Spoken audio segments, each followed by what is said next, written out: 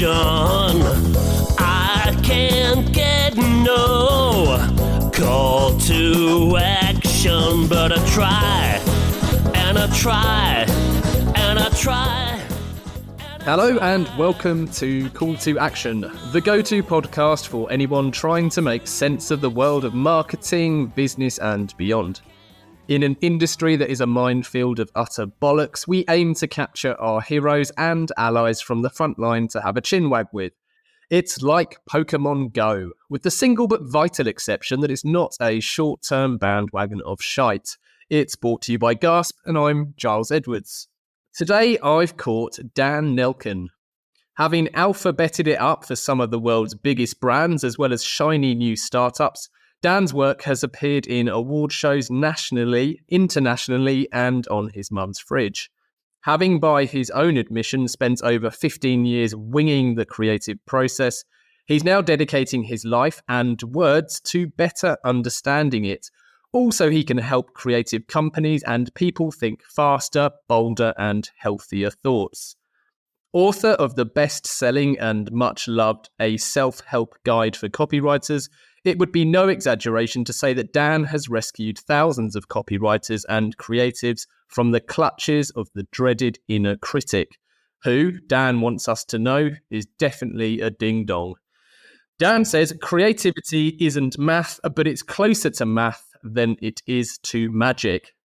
And by math, Dan, of course, means maths. Welcome to the show, Dan. Thank you, Giles. So awesome to meet you. Thanks for that intro. So nice. No worries. Right, 7 quick fires. Pen or pencil? Ooh, pen.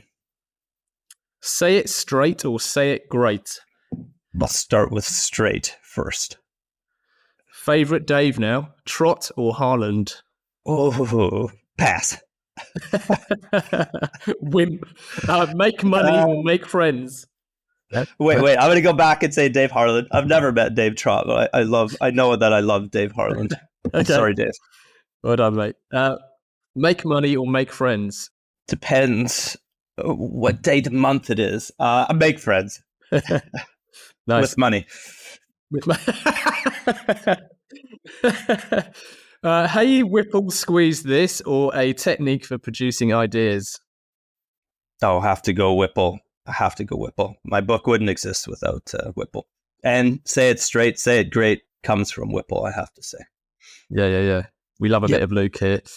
Beauty. This one is ridiculous and unfair. Finn or Poppy? Okay, today I'm going to choose Finn. I'm sure you love Finn and not Finn equally. Yes, she woke up at 5:30 this morning. Those are my kids for those listening. And Poppy woke me up at 5:30 this morning. So I'm choosing Finn today, and I don't care if she can hear that. Yeah. Finn for the win. Right, last one, weirdly, is Canadian Ryans. So which side of the fence are you, Gosling or Reynolds? They're both so handsome. I guess I have to go Ryan Reynolds, the advertising connection. That's a bit of logic. Wicked. Cool. Right, Darren, thanks for joining us, mate. I'm looking forward to this. We always start the show by asking our guests about their path to where they are now, often because it's rarely a linear one. I think there's a nice message in there for people at the start of their career. So can you tell everyone listening what was your first ever jobs, and then what was your first copywriting gig? Yeah. One of my first paid jobs was actually as a soccer coach. So I played at a decent level when I was a kid. Football coach.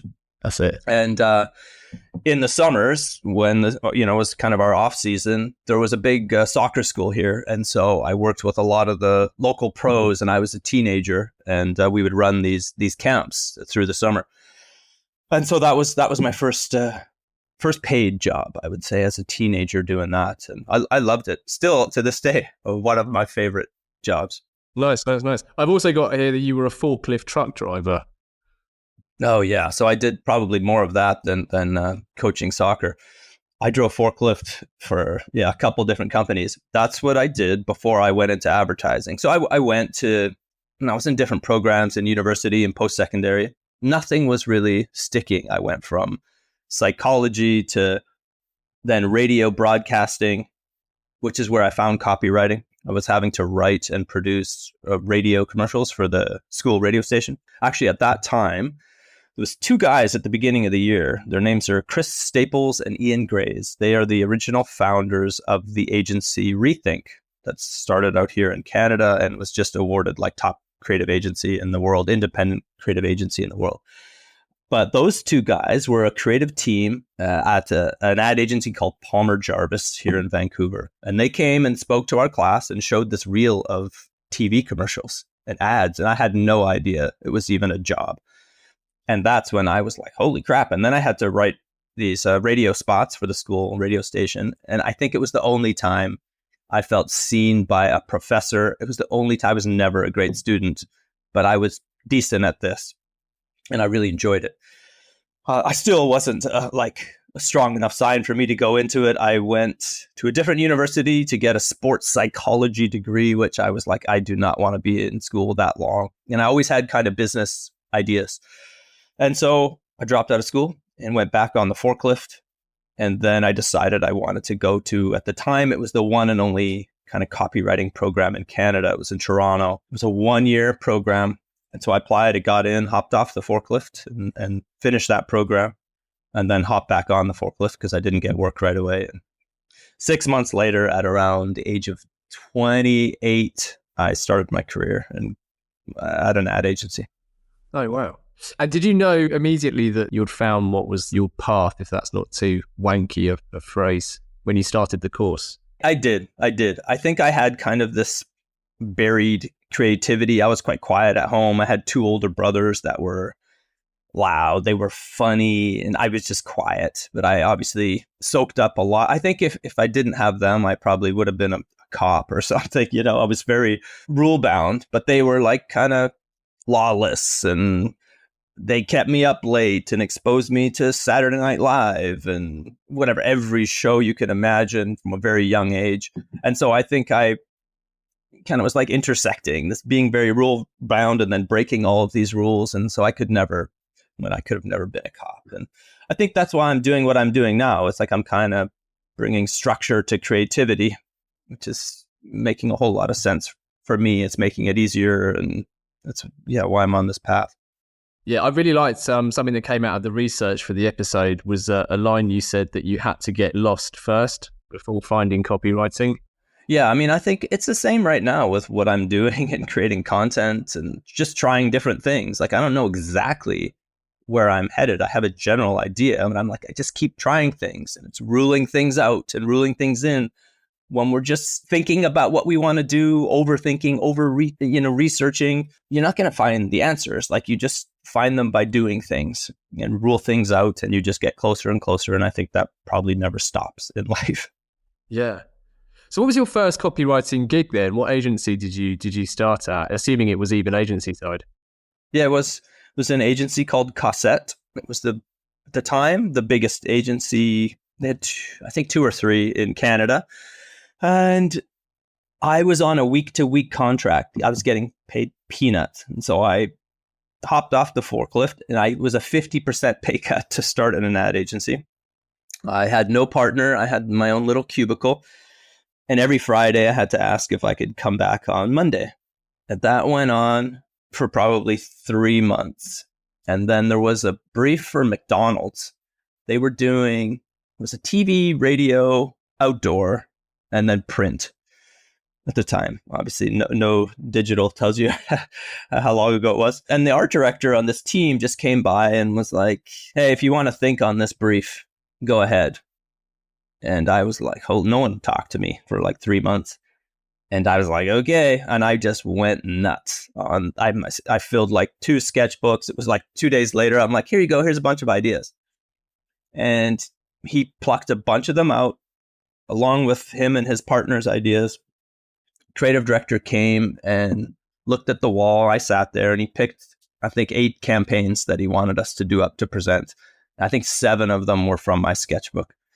So he didn't know, only, the other team knew.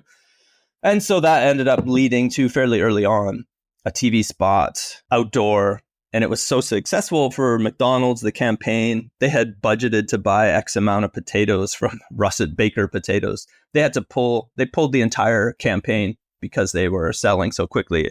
I don't know how much you can attribute to, what came out of my sketchbook. And of course, this art director recognizing that was a good idea. And, he deserves a lot of credit. And actually, after that, I found out much later that creative team was in the creative director's office, and he said, "How was it working with Dan?" And he said, "I didn't say anything because I was going to let the writer speak up. I didn't want to speak and say he was great because it would make her look bad."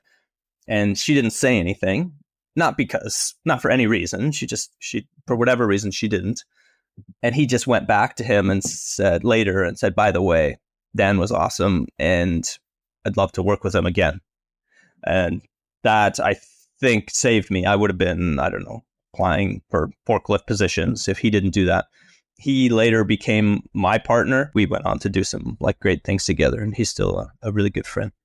Nice. And was that the end of the week-to-week contract? Yeah, it was. Nice. Yeah. I must say, by the way, before we move on, that you're not the first former forklift truck driver we've had. Rory Sutherland had his time on a similar type of truck, working at Ribena picking blueberries. Oh, no way.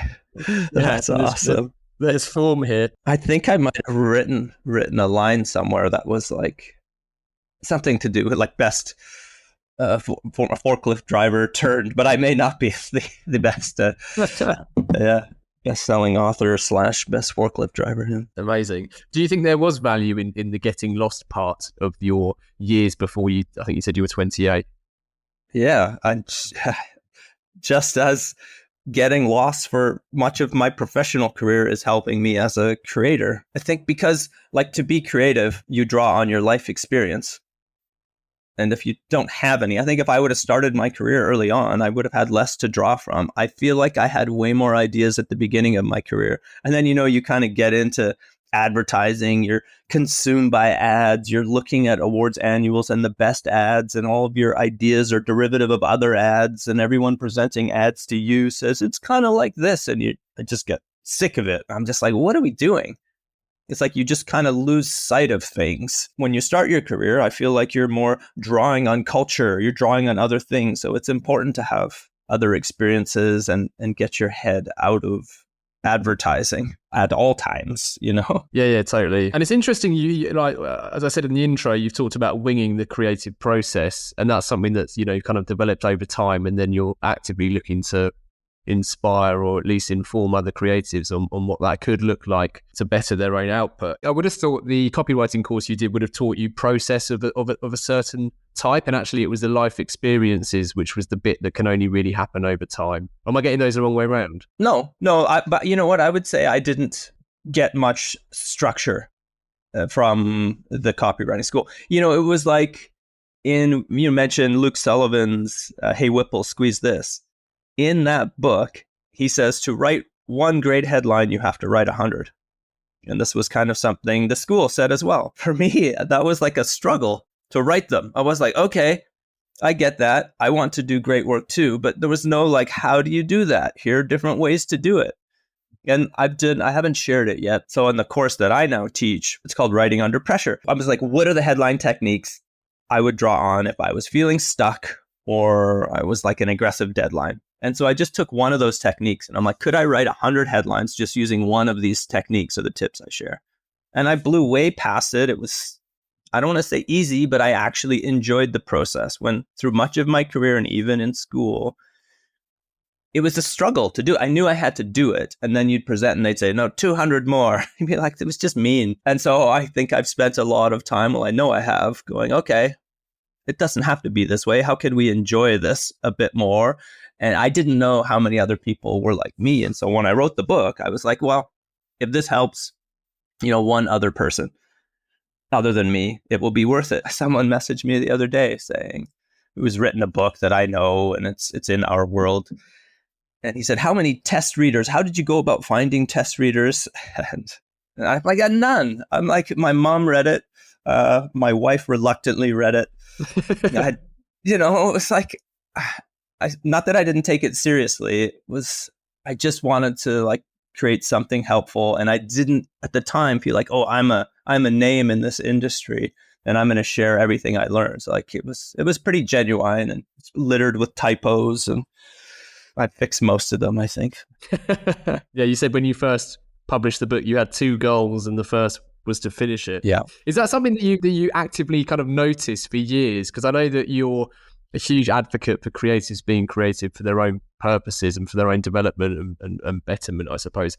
Is that something you'd struggled to do previously, or had you just never really followed it through for whatever reason? Yeah, I think with all my ideas, I think even when I got into advertising, it was because I had ideas for things, it was like kind of entrepreneurial, but I just didn't know how to do anything, I knew I was creative, and then advertising gave me the box to think in, and here's a brief. And it was just amazing that I got to think on, it's so cool when you're writing TV spots. I did so much TV earlier in my career, but when it came to creating for myself, which is, I think, where I don't say I've come full circle, but I'm like, oh yeah, it all makes sense now. This is why I got into it. I just didn't know how to do it, or was too afraid to like see things through.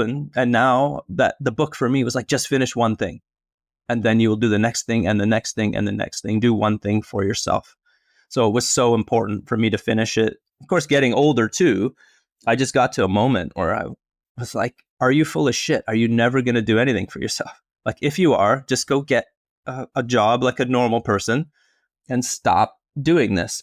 And, finding out we were expecting our second child was a huge motivator for me to finish the book, because I was like, oh, okay, I could wait another 5 years until she's in school. But I'm like, and I sometimes think about my dad, who's going to be 80 soon. He's like, he wants to write a book. He's been saying it for like 40 years, and he will never write a book. Sorry, Dad. But I'm like, I can't. This is kind of the path I'm on. And I did not want to be the person who was full of shit. And so I'm like, I have to finish it. Nice. How did you start writing it then? I've talked to so many authors in the last 5 years on the podcast, and it's always quite interesting how different they are. You almost expect there to be like a core consistent with the writing process. I'll never forget Paulina Tenner, her name is, and she's a huge advocate for what she calls the vomit edit, where you literally just vomit up any information you can and just get everything out of your body, and then you start editing and assembling it. And then similarly, I've spoken to perfectionists who almost write it as their first draft, and they agonize over every word, and it's a real kind of trial and torment of sorts. What was it like for you? I didn't even set out to write a book. It was maybe I'll just say 10 years ago.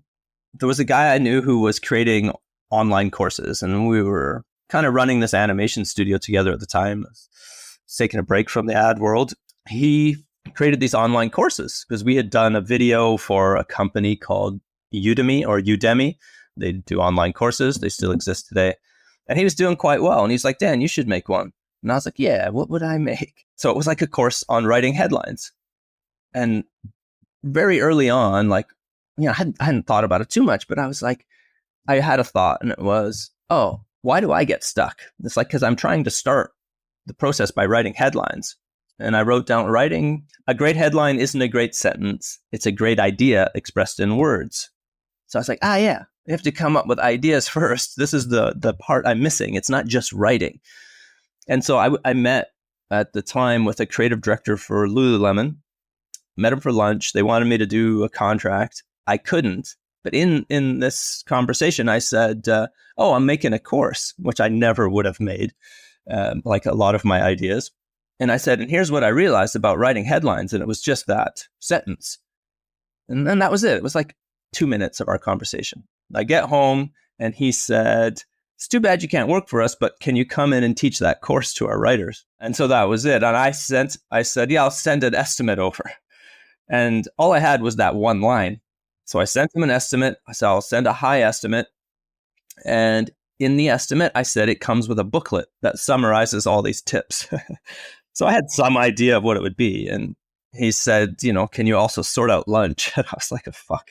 Yes. So I had 3 months, and I never collected a deposit, but I was a month away, and this booklet that I was making in PowerPoint, sorry, to all the creatives out there. Yes, it was PowerPoint, and I'll edit it was that 80 out. pages.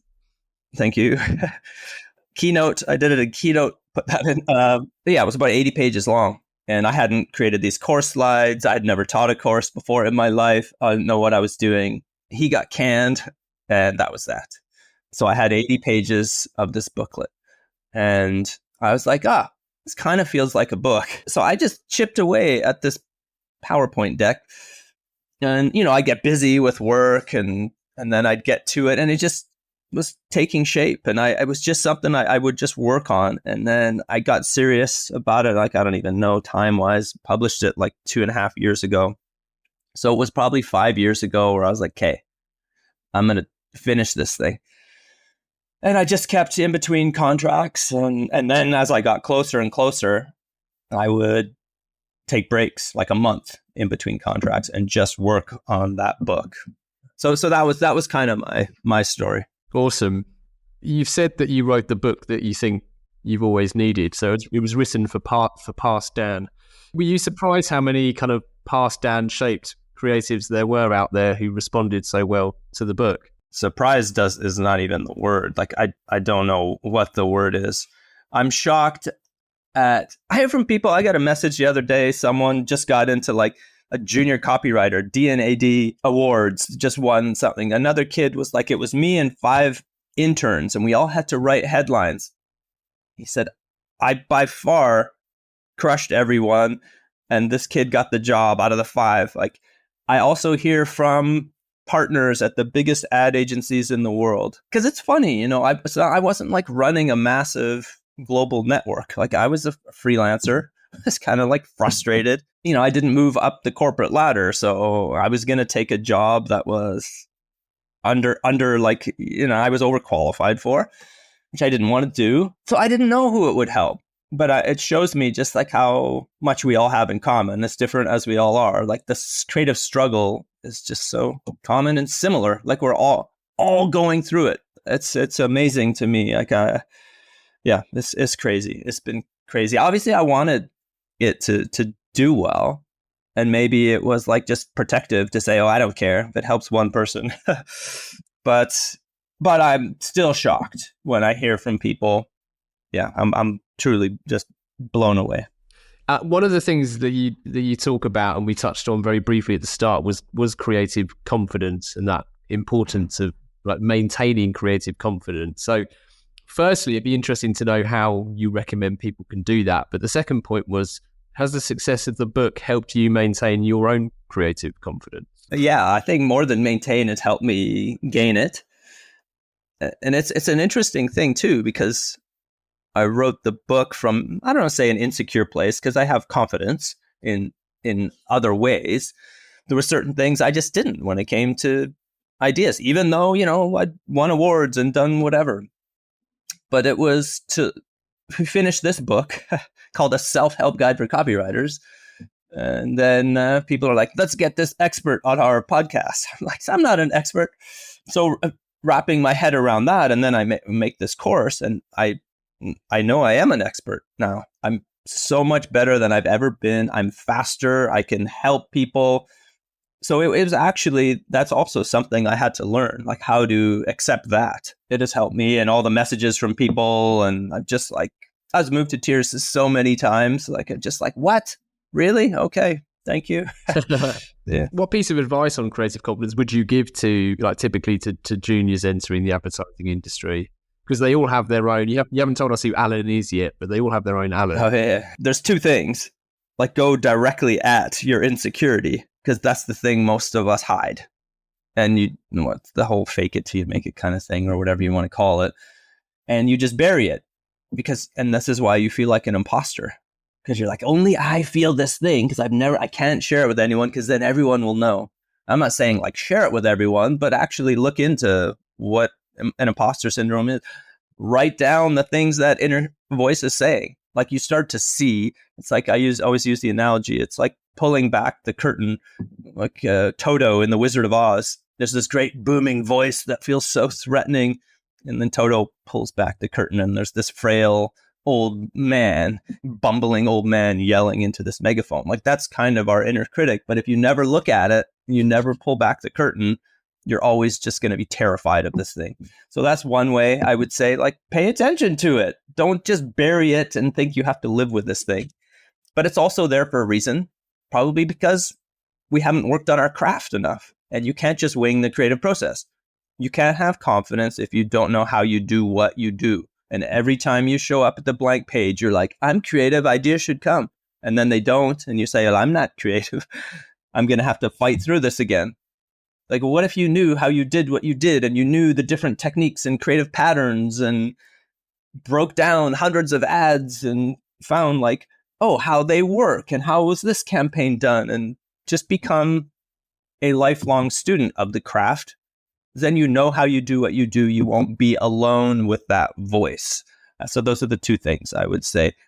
Confront your inner critic and work on your craft.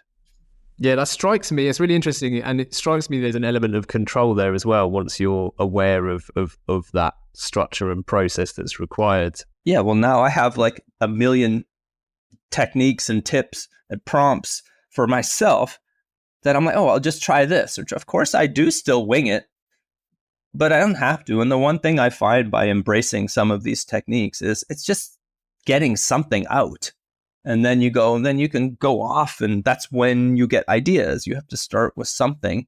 That's why so many people say, you know, we hear it all the time, like bad ideas, just brain dump. But since I've been on this path, I've connected with some of the top creatives in the world. And one thing I'm shocked to learn about their creative process is some of them literally have like 60 prompts that they have. And whether it's writing a headline or a TV campaign for Old Spice, they'll just go through their list of prompts and they fill the walls with ideas. And then they just get other ideas off those ideas that aren't from those prompts. It could be literally anything. Jason Bagley, who is now starting, he's got a school. He worked for Wyden and Kennedy. He was the most awarded creative director in the world. And he's one person I was shocked to learn. He has 60 of these prompts. He teaches in these classes and shares them, and he uses them every time. He's done all kinds of work, like famous work, from, the Old Spice, I'm on a horse and all of that stuff. And he doesn't wing the creative process. At what stage did you find that you stopped winging the creative process? Is that just something that comes naturally from experience because you've had to do it the hard way? When you filled those 2 sketchbooks of ideas for McDonald's, presumably you would that was quite a chaotic process compared to the process and recommendations we'd find in your book. Yeah, it was. I think then I would now, I think as you have more experience too, you rule out bad ideas quicker. You maybe don't even write them down. So I think I slowed down quite a bit from those early days. I was just so excited to be able to use my brain. But at what point, honestly, it was probably as I was writing the book, because I was just writing what I needed and I was piecing it together as I did it. And then I was able to kind of test what I was saying as I was doing it. And because it took me from start to finish really on this project about 10 years. So I was always thinking about it. What made sense and how would I teach someone? What did I need and what would have helped me? And so I kind of broke it down in that way. So it would have come together only in the last 10 years. And I think making that course maybe even better because I just honed in on it was like one paragraph in the book that I turned into a 3-hour course essentially. Yeah. And is that effectively what you mean by the quote I used for you in the intro? That creativity isn't maths, but it's closer to maths than it is to magic. The idea that it's almost like an equation or a prompt, as you to use your language. Yeah, I mean, there's been studies done that have broken down all award-winning work from Cannes and say all of the work falls into one of these 6 categories, and then those have subcategories. All of it. And they've given them names. And the school at Ad House in New York, it's an ad school, they created a deck of cards based on that kind of came out of that study. Try all of these techniques. How many campaigns are out there where what I call, it's like find an enemy. So was an antiperspirant in New York that launched. Then they took on sweat was the enemy. But I see it all the time. And then there's a headline technique that is the most commonly used headline technique. It is opposites. So, like let's say stress is the enemy. less stress lines, more headlines, less and more. Like, you can do like, okay, Chat GPT is an enemy, just as a bucket of ideas. And there you go. There's a bucket of ideas. And then I can write some opposite headlines.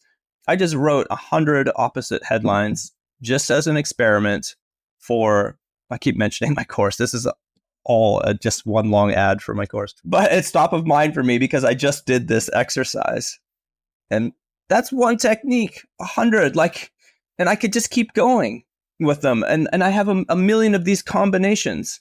And I don't just approach it like a robot, but I do think that you look at how fast AI can write. It's obviously garbage and mostly a waste of time for creative reasons. But if it can do it that quickly, and most creatives, we need like longer time, and we're always asking for more time.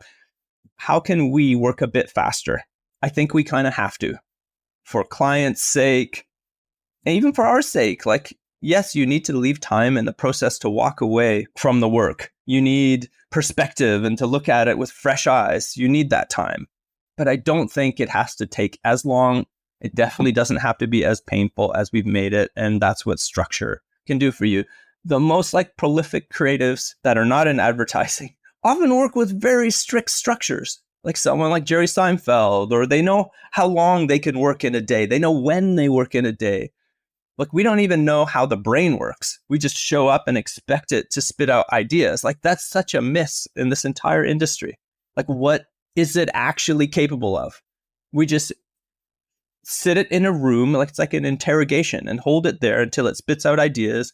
Wow, who knows what we're eating, drinking, staring at our phones, and then we wonder, like, constantly, I still do it too, way too much, and then can't focus on a task. Like, I don't know. That's a massive hole too in the education. It was no part of my education. Like, how do you use this thing called the brain? Time, weather, and... Today's podcast is sponsored by No One. Whether you need research, brand, or strategy, No One brings you absolutely nothing. With simple templates and drag and drop tools, you can have a great looking nothing in minutes. If you have a real marketing challenge you'd like to chat about though, just email giles@gasp.agency and use the offer code GILES to get 10% off nothing. Brought to you by No One. Time, weather, and... Brainstorming is something that's always really frustrated me, and I think that follows the same logic that we expect brains to just spit ideas together. So we think, oh, well, let's just maximize the amount of brains in a room and then the idea will follow. Okay, this will ruffle feathers, but most creatives hate brainstorming sessions. They're never organized by a creative. All the pressure's on you, and then other people are just spitting out any thoughts, which is maybe what I did early in my career, when I built those 2 sketchbooks. But we're filtering. But also, we're the only one in the room feeling pressure and I don't think people realize how strategic good creatives are. Like, you need to think things through. We're not just spitting out ideas. I think a lot of creatives also think they should be able to do that. And in situations like that, for myself anyway, the panic would increase. And you can't be creative and like really anxious and stressed at the same time. Like, it's like a relaxed state. When you're relaxed, you release dopamine. Dopamine aids creativity, which is why when you take, they say, a hot shower or go for a walk, you are relaxed. That's also what's happening. It's like based on science. Brainstorming does not like factor that in. There was an old ad man who said there's been another study done where he said brainstorming increases creativity by 50%. It's been debunked now. Oh, it was in BBDO. It was the O in BBDO, Osborne. Oh, really? Yeah. But yeah, it's been proven to just be a mostly a terrible thing to do. But I would say, here's where the traditionalists would again hate me. If you came in with those prompts, I think, first of all, everyone should bring ideas to a brainstorm session. And they have to be led by someone who gets it. But maybe you came in with those prompts and it was like, I think a brainstorming session would be best if it was just, let's just find the ways in, like the areas we can explore versus let's solve this problem. And then you give those areas to a creative team. And so everyone's kind of working on strategy, not working on creative. But yeah, I hate brainstorming. Yeah, and I suppose if we accept that most people do have creative self-doubt, then I suspect that in a situation like that where there's such a heightened expectation and kind of opposite amount of effectiveness going on, it's only going to compound that. Yeah, I've done some, like, I don't want to say experiments, but like workshops I've done with teams of writers. And I'm always like hesitant because I would have hated it to be like, hey, here's this writing technique and now let's write some lines, or we'll all do it in the chat. Some teams have just been on fire and they're like, they get into it and it's fun. But there's others, which is I think maybe the camp I would have been in and might still be in. We're just like silent and not comfortable adding anything to the chat and just sat there. So yeah, that's probably more common, that we just need time. It's like a solitary thing to come up with an idea. And most great ideas, I believe, as much as there's like loads of people involved in bringing them to life, came from one brain. And of course it was like, because maybe this person said X and that person said Y, but the like core of the idea came from one brain.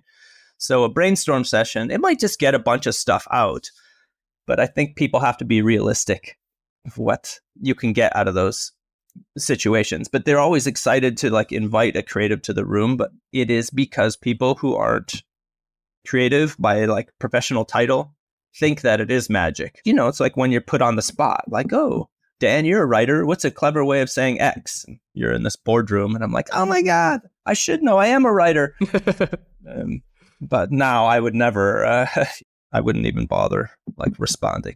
Yeah, I should have clarified earlier when I mentioned Alan. Alan, this is a quote from our research. I've named my inner critic. His name is Alan. He's a scared 6-year-old half cave boy who still makes wee-wee in his pants.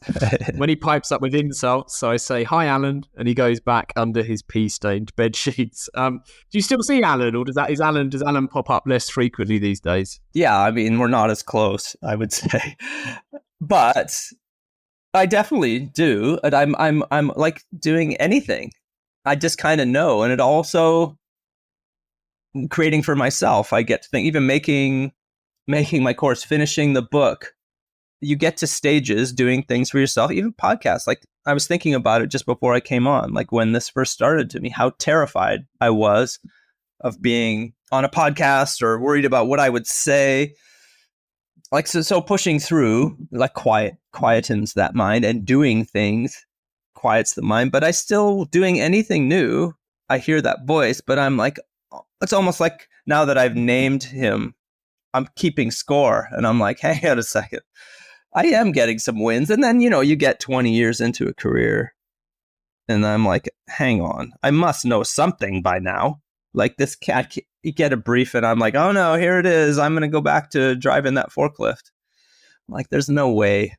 Hang on a second. And you start to look at this voice and it has less control, I think, just from getting older. But I think if you're younger, if you're proactive with it, like I said earlier, you can quiet your inner Alan or whatever a lot sooner than I did. Yeah, and it's probably like a little bit of Alan probably isn't too damaging. No, exactly. I think you need that. But Jerry Seinfeld had said in an interview, when he learned that creative people were more prone to depression and anxiety, they're generally more sensitive. He said, I learned to appreciate it more because without that, I wouldn't have this. And I want this. Yeah.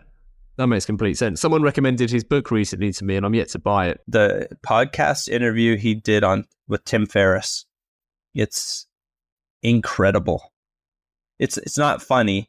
He talks about his creative process. I think every creative should listen to that. One quote in there.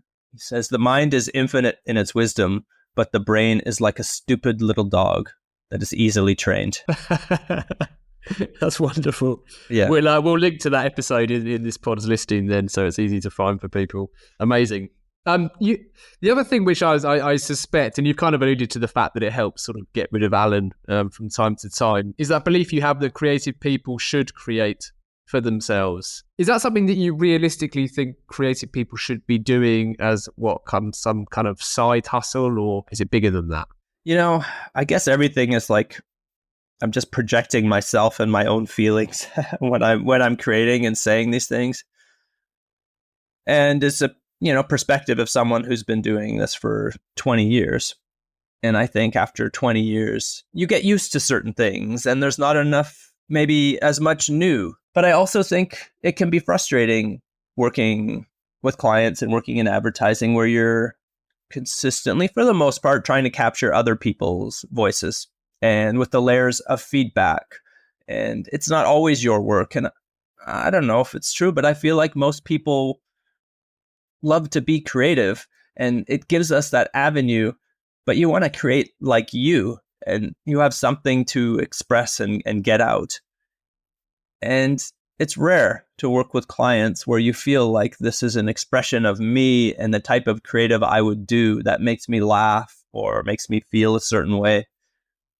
And I just wanted to feel more of that. I just want to do things my way. Like, I don't care if people love it or this. Man, it's so freeing. For my book, for example, I'll write headlines for it and share them on LinkedIn like a little ad. No meetings, nothing. I just get to do it and it just feels so good. And I think it's also important because a lot of times we're limited by the clients we have, maybe the agency we work for. And here, this is your chance to do the work you want to do. And then so many people through creating on social, whether it's a little idea they had where you're just experiencing the joy of creating without all the layers and obstacles and the presenting and the how do we sell this idea, and you have to sell it differently to different people at different stages. You're just like, I just want to make something. And that freedom and joy, and it can also lead to you attracting the right kind of work that is more in line and the brands that are more in line with the type of work you want to do and are capable of doing. But you may not even fully realize what you're capable of because you're stuck working for this telco or you're whatever. Like, if you don't feel like you're fitting in right now, then create for yourself.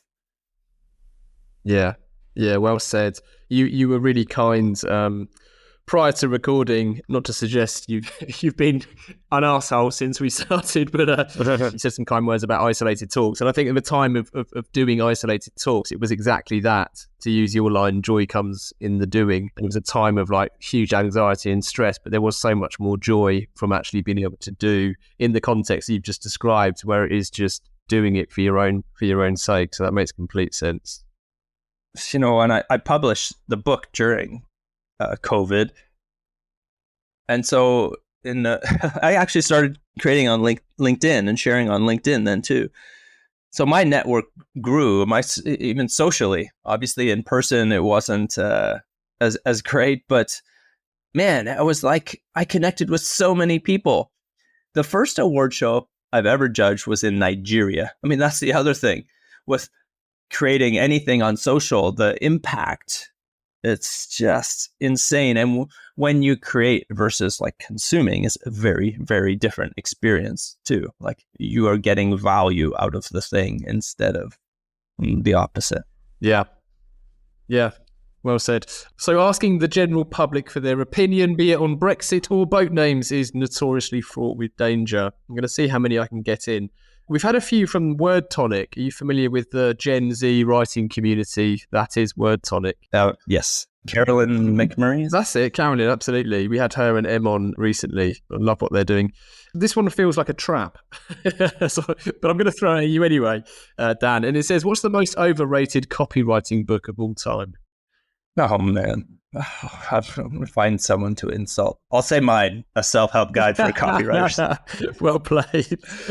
Yeah. Well played. But the only thing that comes to mind then is your point earlier about the O of BBDO and the point about brainstorming. I imagine there's a lot of rogue advice out there. Maybe we should say Copywriting Is by Andrew Bolton.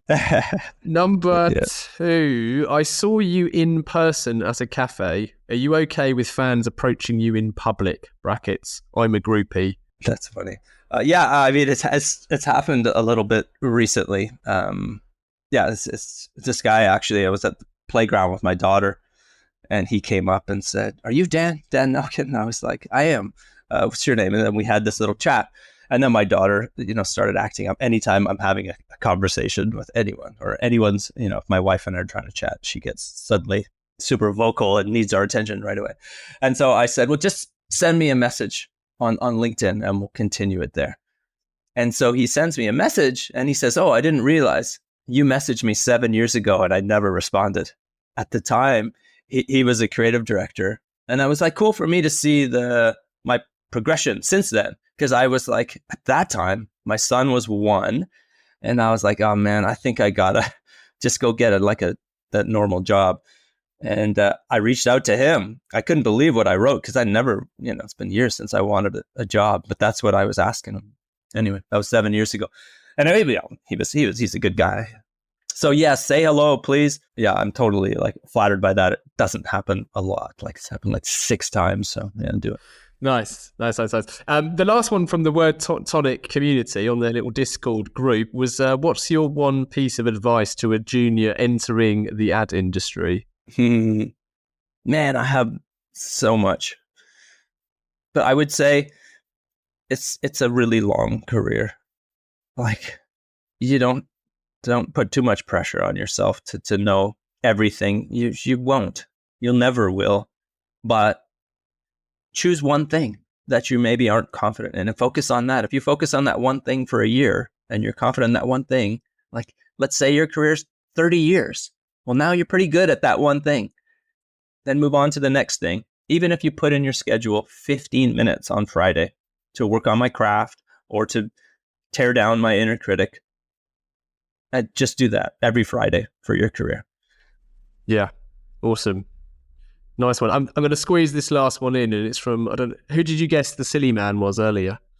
Wow, it was Dave Harland. It's nice. It's actually Andrew Bolton. Damn. Andrew has he's asked. They're both equally silly. Let's just accept that it also true. Okay.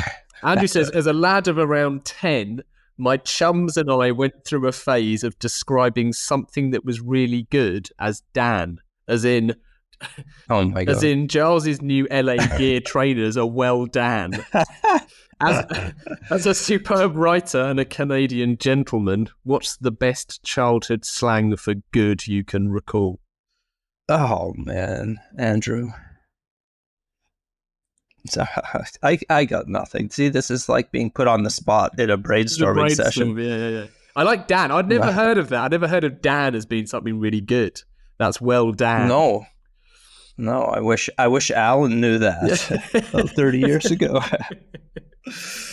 Oh, it's brilliant. Yeah, well, it wouldn't be Alan, but yeah, no, thanks, Andrew. You'll be hearing from me. Yes, from your lawyers. I'll tell you what, I'll leave that with you. We'll have a few weeks before this comes out. If anything springs to mind, send me an email and I'll include it in the listing. So again, if you're listening now, you can see if there's anything else further. If not, we'll just slag off Andrew or something else that's equally rewarding. Giles ain't bad. Yeah, it's pretty Giles. That's okay. He'll hate that answer. Thank you. There we go. Awesome. The final part of the interview then, Dan, is the 4 pertinent posers, starting with what advice would you give to your younger self? It would be be selfish with maybe other people's knowledge. I think when you start your career, ask everything. Yeah. And do it in a way you're one day going to start your own thing, whether it's your own brand or your own agency. Don't worry about the value you're providing for them. Obviously you want to, but I think that gets too much attention. Learn as much as you can. Because I think I didn't ask enough questions or just would pretend I knew something and nod and find out later, but just ask and soak up as much as you can and always be planning your exit. So who would I want to build something with? Who would I want to make? What would I want to make? Just be thinking about that. Because I think even if you never do, you'll be very successful because you'll just be collecting all this information for yourself to maybe do something one day. But even if you don't, you'll be leading agencies and leading brands. And if you do, you will have been planning it the entire time. Nice. Great advice. It's so rare to get answers to these questions that haven't come up before. So that's all. Let's see if we can do it for the next 3. If you could banish one thing from the industry, what would it be and why? The one that's coming up for me is the word disruption. I think it's just used so much that it's just become another buzzword. that it's nothing. I've had clients say, we want to make something disruptive. And I'm like, you know what disruptive means. It's like not normal, which means when we present it, you're going to feel uncomfortable and you're going to think to yourself, there's no way we can do this. There's no way we can sell this. I can't take this to my boss. Like that's disruptive. Like I don't mind the word, but it's been used so much that it's become nothing. And I think we need to find another word. I think for similar kind of evolutionary reasons, the word brave needs to go as well. Yes, I agree. Number 3, aside from a self-help guide for copywriters, which we will link to also encourage everyone to check out, are there any books that you can recommend to our listeners? And these needn't be business or copywriting books. They can be fiction. Okay, I'm going to mention a book that maybe somebody hasn't mentioned. And it's called Mind Management, Not Time Management by David Kadavi. And that will help you understand a bit more about how your brain works. It's like, when you're in a creative session and you spend 8 hours, but you're like in 15 minutes, you're like, man, I got so much done in those 15 minutes. This book will help you. Like the author that was his path. He was like, oh man, what if I could just do those 15 minutes? And so he just kind of like, there's a ton of research on the brain. It's like, it's well written. It's a great one that I'd recommend. That definitely hasn't come up before. So you're on a roll. Is that good just for individuals, or is that something that can be useful for like departments and teams of people? Yeah, I think anyone would benefit from it. It's not a super technical book. Like he's great. Yeah. Amazing. Well, we'll definitely link to that. And then number 4 is we always dedicate every episode to someone, and we bestow or hospital pass that honour, depending on your view, to our guest, who has to give their reason why. So would you dedicate this episode, Dan? I'm going to dedicate it to my daughter because we started this. I chose Finn as my favorite child. So Poppy, you know what? I made a note to myself when I was walking. I know exactly where I was on this path where I thought, do I wait another 5 years to do this? And I made a note that said, she didn't have a name.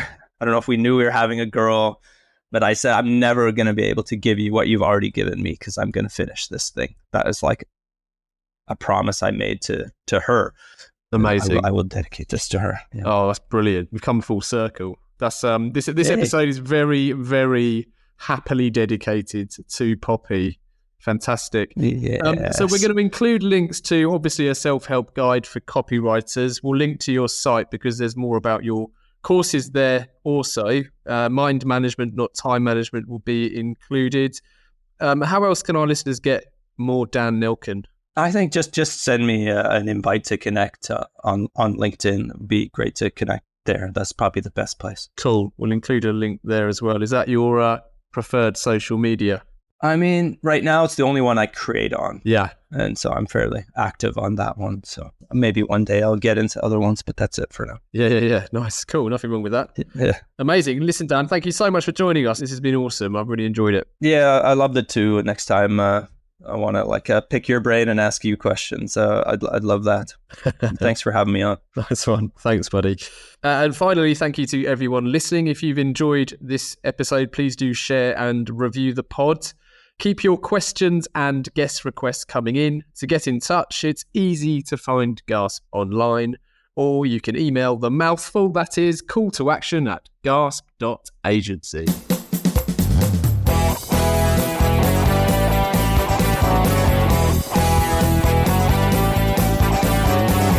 I can't get no call to action.